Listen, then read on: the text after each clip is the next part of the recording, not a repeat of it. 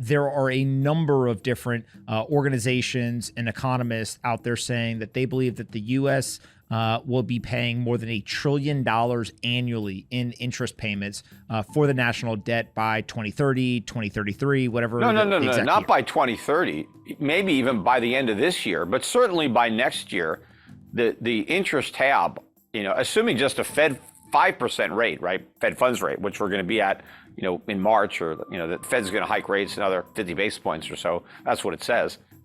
We should be at $1 trillion in interest by the end of the year, if not next year. But we're not going to stop there. I mean, then we'll be $2 trillion. And what happens when the national debt is $50 trillion and interest rates are 10%? Well, that's $5 trillion a year in interest on the national debt. I mean, the numbers are enormous because the debt is going to keep going up and interest rates are going to have to keep going up because the more debt we have, the more inflation we're going to create. And the more inflation we create, the higher interest rates have to be. This is an unsustainable. Even Powell admitted that what we're doing is unsustainable. It is unsustainable. When is it going to end?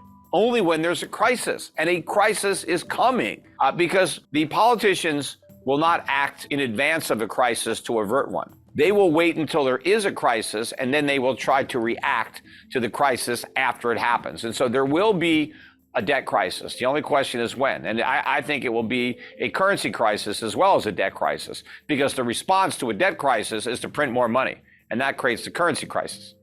Describe a little bit more in detail how you expect that crisis to play out, both the debt and the currency crisis. Like, what would your expectation be with either the sequence of events or the things people should pay attention to?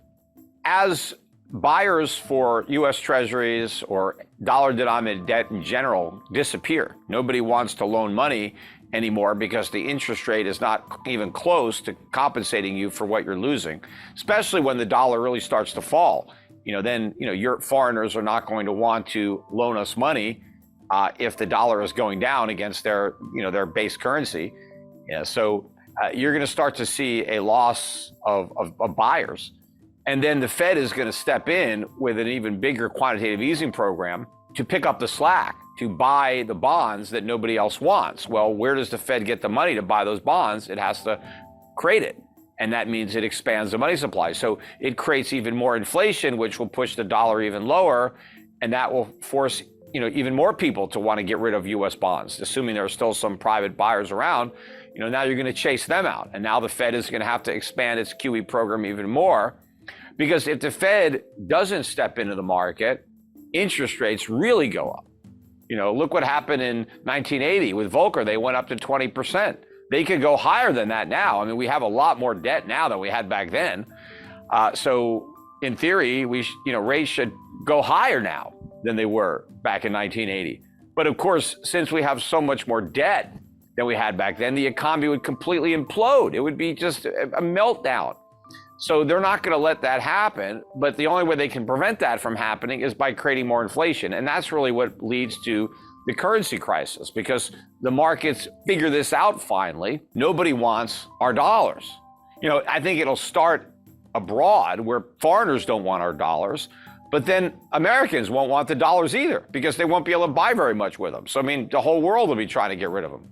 Do you think the United States debt limit gets increased? Could the U.S. default? And how does the debt limit play into monetary policy and the Fed decision-making? It will be increased, unfortunately, because it's always increased. But every time we get close to having to increase it, the Republicans make a big deal about it, so long as there's a Democrat president. Because when Trump was president or when Bush was president, they didn't care. They raised the debt ceiling. But once you have a Democrat in the White House, then all of a sudden you get a few Republicans who say, oh, wait, we don't want to raise the debt ceiling. Well, we want to cut spending. Well, why don't you cut spending when you got the White House, Because they don't actually want to cut spending. They just want to talk about it. And so you're going to get some Republicans talking about how we have to get a handle on the debt. But at the end of the day, we never get a handle on the debt.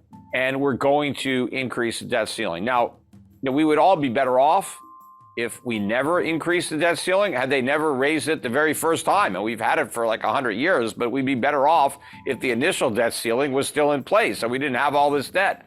The reason we have so much debt is because they keep raising the ceiling. And it's nonsense to say we have to raise the ceiling to pay our bills. If we wanted to pay our bills, we wouldn't have to raise the ceiling. We would just pay our bills. The reason we want to raise the debt ceiling is so we can continue to not pay our bills, so we can go into debt instead of paying our bills. But the problem is paying the bills actually costs money. Nobody wants to pay the bills. The politicians want to keep on kicking the can down the road, so they want to raise the debt ceiling again so that we can continue to not pay our bills and have the debt, national debt, go up to 35 trillion, 40 trillion, 50 trillion, infinity and beyond. But the problem is going to come when we reach a ceiling that we can't raise. And that is the lending ceiling. That is the willingness of the rest of the world to loan us money, because when we hit that ceiling, then we're done. But the crazy part about it is we tell our creditors, if we can't borrow more money, we will default. Well, we're basically telling the creditors that this is a Ponzi scheme, because we're only going to pay back our current bondholders if we find somebody dumb enough to buy new bonds. And then we can take that money and use it to pay off the guys who own our bonds now. But why would you deliberately loan money to a government if they're telling you right off the bat, if we can't borrow more money, we're just going to default and you're never going to get your money back? The politicians should be saying, if we don't raise the debt ceiling, we are going to cut Social Security, we're going to cut Medicare, and we're going to prioritize interest on the national debt. Or we're going to have an emergency tax hike. We're going to raise everybody's taxes so we can pay the debt. No, they don't say that. They say if we can't borrow more money, we're defaulting. So how much longer can this go on? Because default is inevitable. It's only a question of when. Now, of course, the other thing that they could do if they're not going to default, well, they just print. Well, then there's hyperinflation, and that's the same thing. It's actually worse than defaulting. Could we see a world over the next 10 or 20 years in the United States where inflation is 10 or higher on an annual basis? I think so, although I don't think our creditors will put up with 10% inflation that many years in a row, especially when the interest rates are well below that and they're really getting killed. But, inflation is a form of default. If the central bank prints a bunch of money and you have 10% inflation and we have a $30 trillion national debt, we've just repudiated 3 trillion of the 30. It is a slow default. That's what it is. It's just a different way of defaulting. You do it through inflation instead of just reducing what you pay. But the impact is the same for the bondholders. Either you get all your money back, but you can't buy as much, or you get less money back, but you can actually buy the same. Let's say there's 10% inflation.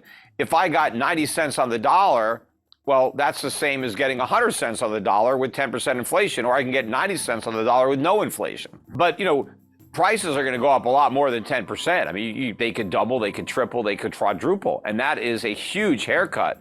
The bondholders end up losing 70, 80% or more of the value of what they loaned. And, that's like the government paying off 10 cents on the dollar, 20 cents on the dollar.